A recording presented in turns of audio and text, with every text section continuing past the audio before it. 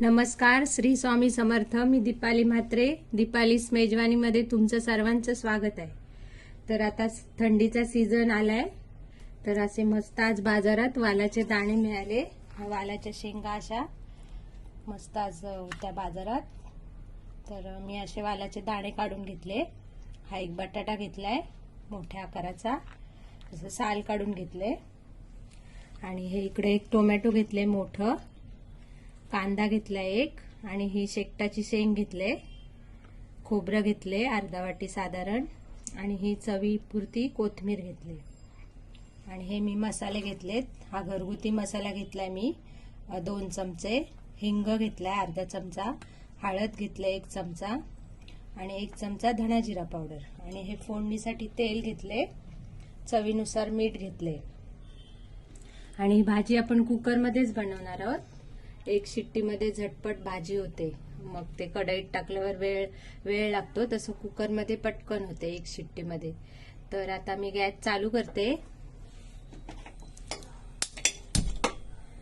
आणि हे वाल्याचे दाणे जरा तुरट असतात, म्हणून थोडीशी साखर टाकायची चिमूटभर. आणि असे मस्त शेकटाची शेंग वगैरे घालून आज मस्त आपण वाल्याची भाजी करूया. कुकर गरम झालाय, तर मी तेल घालून घेते. आता तेल तुमच्या आवडीनुसार घाला. आम्ही जरा तेल कमी खातो, तर मी जरा कमीच घालते.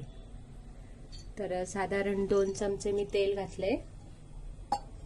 आता फोडणीत थोडी राई आणि जिरं घालूया आपण. तेल व्यवस्थित गरम होऊ दे आपलं.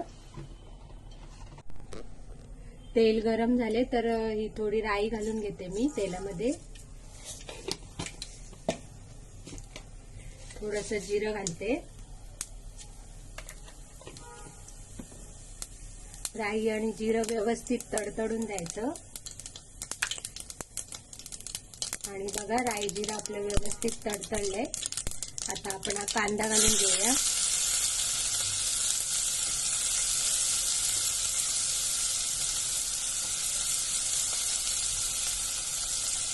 कांदा थोडा परतून घेऊया आपण.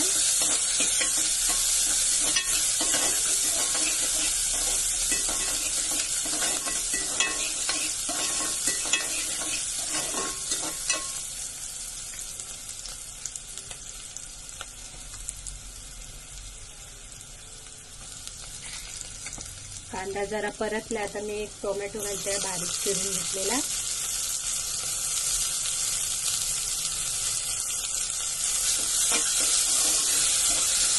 आणि गॅस मी जरा फास्टच ठेवलाय.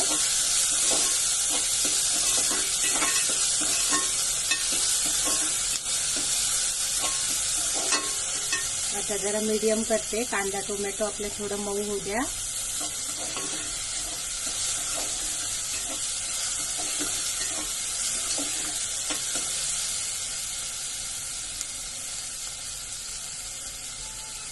तर कांदा टोमॅटो आपला जरा परतून झालाय. तर हे सगळे मसाले घेतले ते घालून घेते मी कांदा टोमॅटोवर. जरा परतते मसाले. आणि हे वालाचे दाणे आणि बटाटा घालून घेते आणि व्यवस्थित मिक्स करते.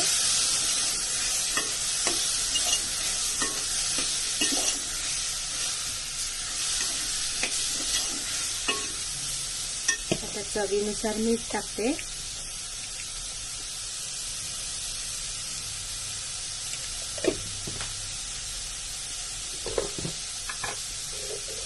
आणि हे बघा, अशी चिमूटभर साखर घालते मी.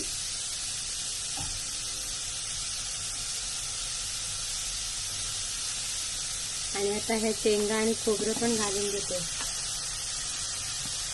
कोथिंबीर पण घातली. आणि व्यवस्थित परतून घेते मसाले, खोबरं, शेंगा सर्व.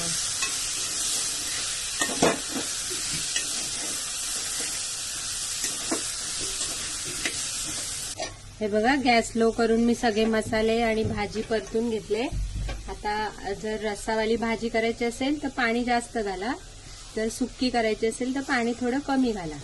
तर साधारण मी 1-2 वाट्या पाणी घालते आणि व्यवस्थित मिक्स करते.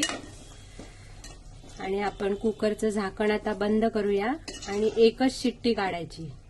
जास्त शिट्टी मारली तर शेंगा पण निखळतील. तर एकच शिट्टी मी लावणार आहे. तर मी कुकरचं झाकण आता बंद करते आणि एक शिट्टी होईपर्यंत आपण भाजीची वाट बघूया. तर गॅस मी फास्ट केलाय आणि चला एक शिट्टी देऊया भाजीला.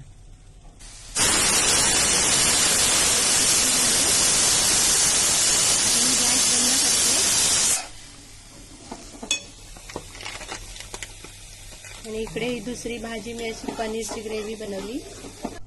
तर एक शिट्टी होऊन आपला कुकर पण थंड झालाय. आपण खोलून आता बघूया भाजी आपली झाली काय.